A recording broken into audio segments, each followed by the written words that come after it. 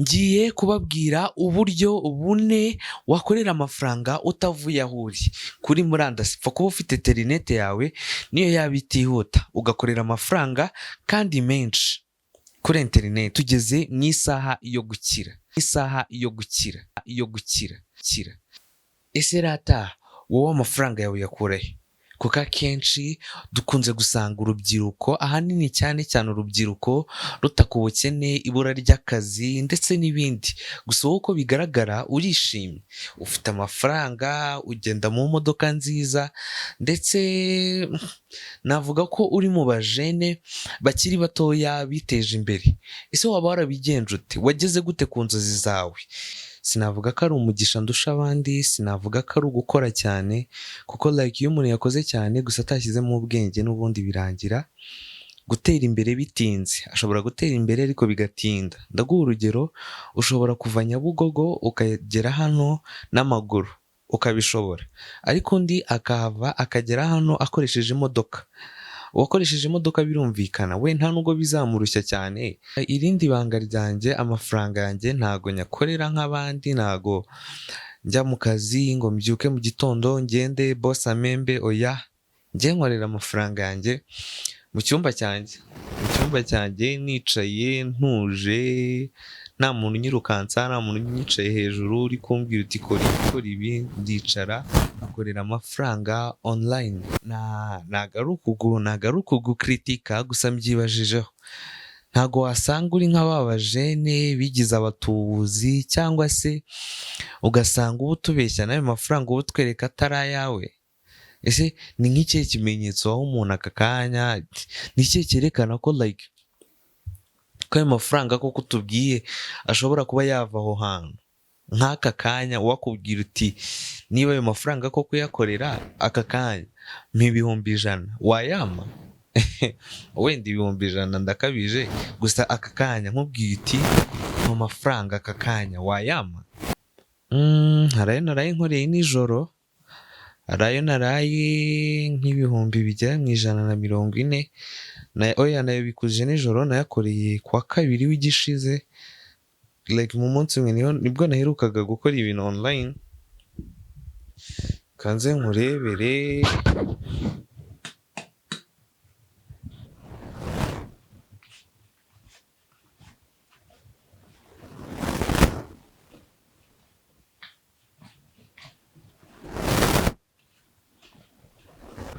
Ari akantu ntekereje gatoya.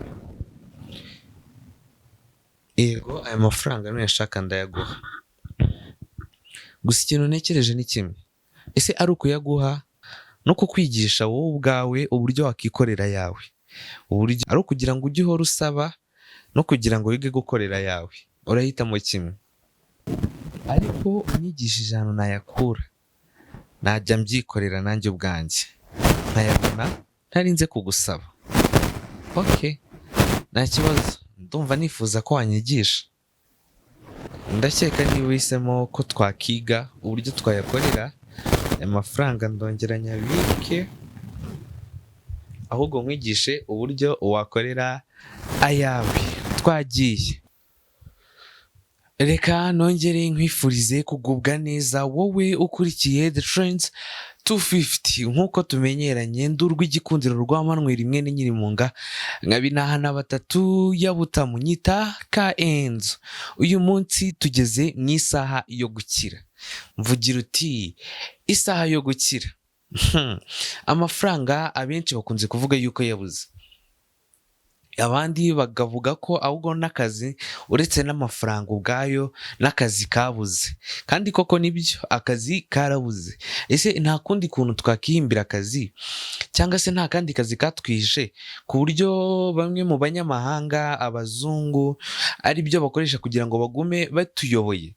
Bo ni benshi no kuturusha, gusa bo ntago bajya bapfa gutaka yuko babuze akazi. Nyamara twe usanga umwana ava mu cyaro aje gukora akazi ko mu rugo, twese ugasanga ari akazi k'amaboko. Ntago tujya turenza imipaka amaso yacu ngo turebe akazi kagutse, amafaranga yagutse ahantu yava. Uyu munsi nibyo tugiye gukora.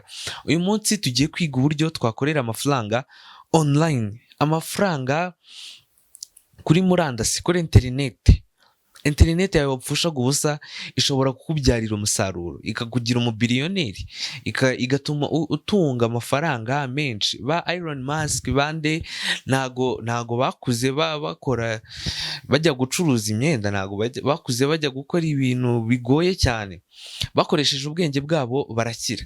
Natwe reka tugere muri ya saha dushobora gukoreramo amafaranga ari online bigakunda. Reka mbanze nkwibutse gukora subscribe, like na share kuri The Trends 250. Njyewe uri kumva ndurwa igikundiro rwa Manuel mwene Nyirimunga nkabinahana batatu ya Butamu, nyita Kaenzo. Ngiye kubabwira uburyo bune wakorera amafaranga utavuye aho uri kuri murandasi. Pfa kuba ufite interineti yawe niyo yaba itihuta, ugakorera amafaranga kandi menshi kuri interineti. Ubu ni uburyo butanu wakorera amafaranga online.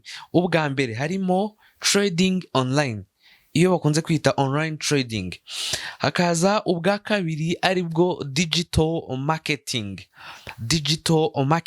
Ubwo ni uburyo bwa kabiri wakorera amafaranga online. Uburyo bwa gatatu harimo social media business financial. Uburyo wakoresha imbuga nkoranyambaga zawe neza zikakubyarira amafaranga yagutunga, amafaranga menshi kandi yagutunga. Uburyo bwa kane ari nabwo bwa nyuma nibwo online services. Abanyarwanda batangiye kuyumva, harimo nko gutanga serivisi z'irembo bazitangira online, iziraburiya bari online services. Usibye ko batarabyumva cyane, ubu ngubu nibyo tugiye kwinjiramo kugira ngo tumenye ukuntu twakorera amafaranga menshi ku kigero cyo hejuru kandi tutavuye aho turi. Wasanga wicaraga kuri interineti yawe ukajya kuri Instagram, kuri zaki gusa bita kwishyura, ukamara umwanya munini ukoresha interineti wayishyuye kandi nayo ishobora kukubyarira amafaranga. Reka nongere mbanze ngusabe ukore subscribe, like na share kuri video zose ziri kuri The Trends 250. Njya uri kumva ndurwa igikundiro rwa Manuel mwene Nyirimunga nkabinahana batatu ya Butamu, nyita Kaenzo. Tugiye gutangirana na online trading. Nkuko twari twabivuze, online trading. Ubundi se online trading ibisobanuye iki? Nashatse kubishyira mu magambo y'Ikinyarwanda, usibye ko bigoye. Online trading ubundi tubigenekereje, urumva ni nk'ubucuruzi. Urumva ni ubucuruzi burimo kugura no kugurisha imigabane, cyane cyane imigabane, amafaranga n'ibicuruzwa gatoya ariko n'izindi mpapuro z'imari, kugira ngo ubone amafaranga mu gihe ubikora mu gihe gito ukahita wunguka nyine muri icyo gihe gito wabikozemo. Aho bitandukanye n'ubundi bucuruzi. Ubundi bucuruzi uragenda wenda ugashora nko muri botike, ukazategereza ko abakiriya baza, ugakomeza ubaho gutyo. Gusa online trading ho ushobora kugura imigabane ukahita wongera ukayigurisha ako kanya. Ho nabyita gute se? Nabyita nk'ubukomisiyoneri. Ushobora nko ushobora nko kugura ifaranga, ukagura wenda nk'idolari riri kumanuka, ryaba rikitangira kuzamuka ukahita wongera ukarigurisha. Ese wari uzi ko wagurisha n'ifaranga? Like ukagurisha ifaranga, ubonye nk'ifaranga ritangiye kumanuka, ritangiye guta agaciro, wowe ukarigura muri uko ryataye agaciro, ryazongera kwisubiza ka gaciro ukahita urigura. Ibyo nibyo bita online trading. Reka twinjiremo gakeya nkubwire ibikunze ibyo wakifashisha mu gutradinga, ibyo wakifashisha mu gukorera ayo mafaranga yo online trading. Online trading ubundi igira amatypes menshi, igira nkuko navuga igira ibyiciro byinshi. Muri ibyo byiciro harimo iyo bita swing trading. swing trading ni nayo abantu benshi bakunda gukoresha, abantu batradinga barabizi, tugiye kuza tubigarukeho mu kanya. Hakaba iyo bita day trading, hakaba iyo bita scalping, momentum trading, fundamental trading, technical trading, algorithm trading na delivery trading. Izo ubundi ahanini aho izo zose mbabwiye nizo trading abantu benshi bakunze gukoresha, gusa tugiye kwinjira muri eshatu gusa. Eshatu nababwiye bwa mbere kuko nizo zoroshye, nizo zitanga amafaranga afatika, nizo nyine zishobora kuba zitanga agatubutse. Izindi ntabwo ndazigerageza, gusa izo ngizo nizo nzi n'abantu benshi bakunze gukoresha, abantu bakunze gukora trading wababaza ukumva nizo zikunze gutanga amafaranga menshi kandi atubunze. Iya mbere ni swing trading. Swing trading aho itandukaniye n'izindi, swing trading yo igira strategy y'ukuntu ushobora kugura, niba ari nk'umugabane cyangwa se ifaranga, nka bya bindi nababwiraga, ushobora kugura ifaranga cyangwa umugabane ukawugura nk'uyu munsi, ugategereza nk'iminsi 3 kugira ngo wongere wisubize ka gaciro. Ukawugura wenda mujye mwumva uti kampani, wenda imigabane ya kampani iri gutakaza agaciro, cyangwa wenda ifaranga riri gutakaza agaciro, ukagurira iryo faranga riri guta agaciro mu gihe nyine rikiri guta agaciro, urumva ryataye agaciro. Kuko strategy za trading biba bikwereka igihe iryo faranga rizongera rikisubiza agaciro. Iyo uhise urigura, ndaguha urugero, ushobora nko kugura, kambishyire mu bintu abantu bahita bumva neza, ushobora kuba hano hari nk'umurima cyangwa se ikibanza, reka tuvuge ikibanza ubizi neza yuko aho hantu bagiye kuhashyira umuhanda, aho hantu hari ikibanza nimba cyaguraga nka miliyoni, bahashyira umuhanda kigahita kigura nka miliyoni 5. Na swing trading niko imeze, ushobora kugura ifaranga mu gihe ryataye agaciro, ryakisubiza agaciro nko mu gihe cy'iminsi 3 cyangwa 4, ukahita wongera nawe ukarigurisha. Nibyo bita swing trading. Hari indi bita day trading. Day trading yo aho itandukaniye n'izindi, ho ubikora mu munsi umwe, niyo bikabije biba nko mu minsi 2. Ushobora nko kubona ifaranga ritari no guta agaciro, ahubwo riri kugenda rizamuka, ukahita urigura rikiri kuzamuka, ugategereza rikazamukaho gatoya, ukongera ukahita urigurisha ako kanya, wowe ugakuramo inyungu yawe, ugakuramo inyungu yaje ku gishoro washoye. Indi ya gatatu nayo abantu bakunze gukoresha cyane ni scalping. Scalping nayo ijya kumera nka day trading, yo nayo ntago umara igihe, yo nayo imara igihe gitoya. Ushobora nko kuri gutradinga nka gutya, ukabona wenda nka cryptocurrency, nk'abantu bajya gukoresha cryptocurrency barabizi, ukabona nk'ifaranga riragoye, ubizi neza ko riguye ako kanya, mu kanya riri bwongere rikazamuka, ukahita urigura mu gihe ryazamutse, mu gihe ryamanutse ryazamuka, ukahita wongera ukarigurisha. Nuko bikorwa. Iyo yari trading online trading, niyo twari duhereyeho mu buryo bune wakoresha kugira ngo ukorere amafaranga online. Uburyo bwa kabiri ni digital marketing. Ubundi digital marketing ariyo nayo nagira abantu cyane. Digital marketing ntabwo isaba yuko cyane uba ufite iduka ryawe. Digital marketing ni ukuntu ushobora kugira, nabyita nk'iduka online. Icya mbere, product zirimo, ibicuruzwa birimo bishobora no kuba atari ibyawe. Ati gute? Ushobora nko kuvuga uti ndakora website, iyo website ibe ari iyo kugurishirizaho amamodoka. Umuntu yajya ashaka kugurisha imodoka ye, akaza akakubwira uti njyewe ino modoka ni urugero ndayishakamo 5 miliyoni.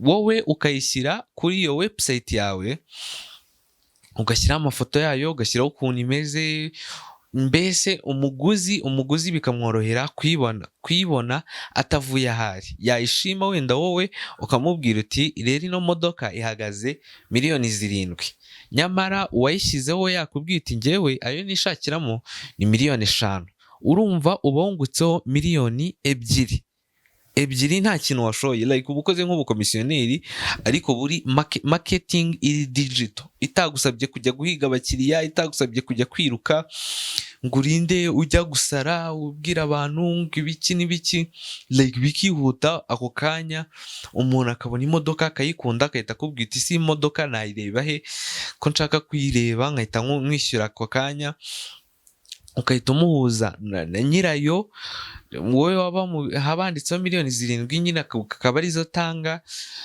nyirayo ukamuha izo miliyoni 5, ubwo uba wungutseho miliyoni 2. urumva ukuntu ayo mafaranga ari menshi. Ushobora no kudakora iby'imodoka, ushobora no gukora ku myenda ushobora nko kujya upostinga inkweto, like digital marketing yo aba ari iduka washyiramo ibintu byose. Biba byiza iyo ushyizemo ibintu byose ku buryo buri mukiriya wese uri buze, icya mbere ntabwo biri bugusabe stoke, ntabwo biri bugusabe igishoro kinini cya danje, ntabwo biri bugusabe kujya guhiga abakiriya bahehe. Umuntu ashobora kuba yibereye i Nyagatare akajya kuri website yawe akareba ibintu biriho, ibyo akunze akabigura. Umuntu biba bifite isoko rinini rirenze kugenda ngo uvuge uti ndakorera ahangaha wenda mfatisha abo muri karitsiye, wapi ho ufatisha umubare munini w'abantu. Ni ibintu abantu benshi, ndaguha urugero nka za Amazone, ni imbuga nkoranya, ni amakampani akomeye acuruza ibintu. Amazone ntabwo ikora kamera, ntabwo ikora imodoka, ariko irazigurisha. Yo icyo ikora ni ukuguhuza na nyirayo, nicyo ikora. Za Amazone, za Kiku no mu Rwanda byatangiye kuza nk'iguriro, utumiza ikintu online bakakikuzanira. Aba ari ibintu byiza kandi bitanga amafaranga menshi bitagusabye igishoro, wowe ugakorera amafaranga menshi bitagusabye gushora cyane. Igishoro ntabwo cyabura, gusa ntabwo uba umeze nka wa muntu uzafata miliyoni 100 ngo agiye gukora iduka, ejo agatangira no kubona ibintu by'imisoro, bagatangira kumubwira uti ishyura y'inzu, ishyura y'iki, nta y'inzu uba wishyura, ntaki. Wowe icyo uba ukora aba ari ugucunganwa n'umukiriya wawe online kuri website. Ushobora gushyiraho ibicuruzwa byawe cyangwa ugashyiraho n'iby'abandi mu gihe mwabyumvikanyeho, aho ushobora kujya utanga product zitandukanye kandi nyinshi kandi ku bwinshi, ufataho inyungu nini, biri online, bidagusabye kujya gukora stoke, gukora ibiki, ukabicururiza online. Iyo bayitaga online marketing, bakunze kwita digital marketing.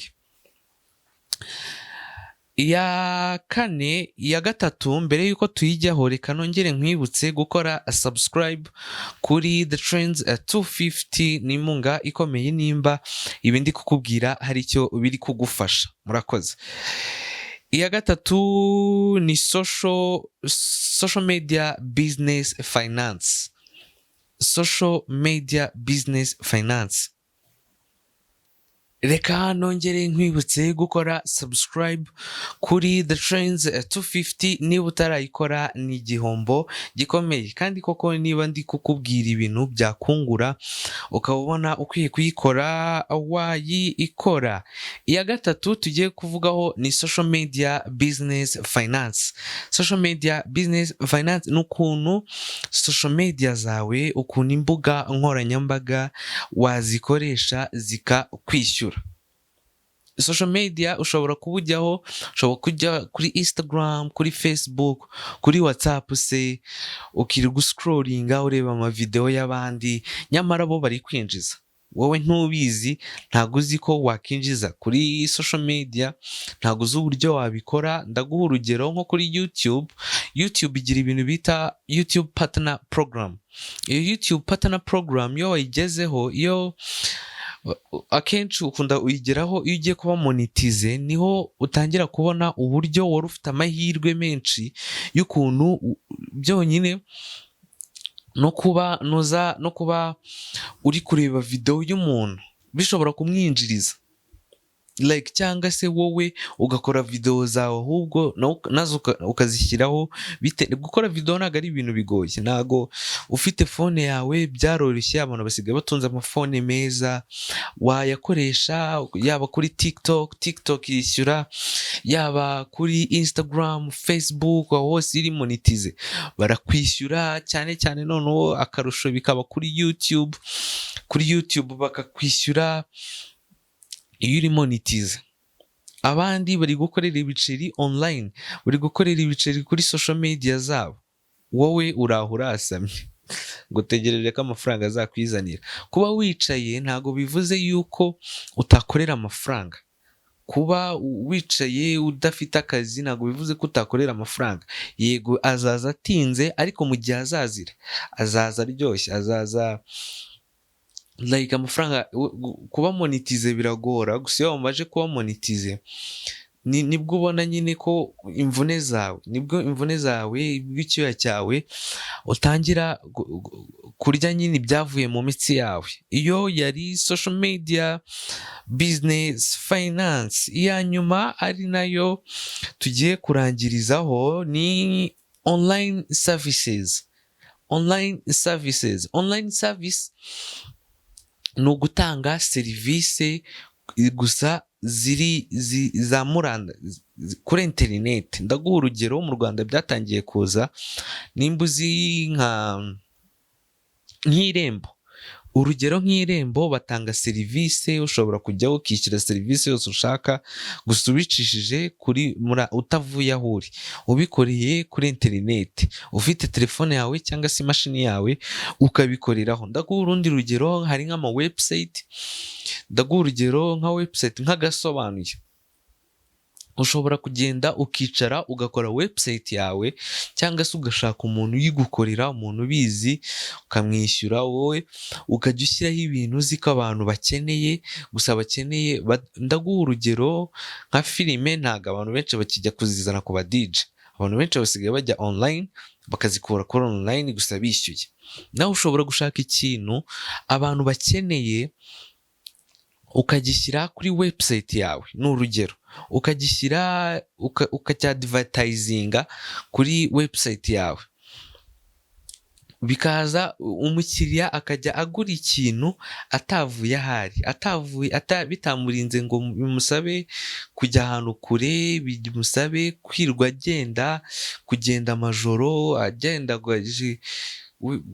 kujya gufata filime, ni urugero, kujya gukora ibiki. Wowe ukakimwegereza aho yaba ari hose, afite interinete ye akakibona mu buryo bumworoheye.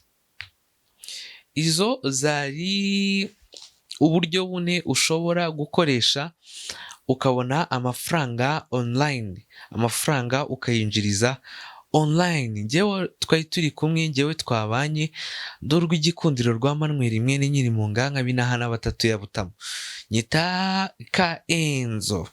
Ni kuri The Trends 250. Ikiganiro nakagaruka, nkwibutse gukora subscribe niba utarayikora. Niba warayikoze uri umuntu wacu, turagufana cyane.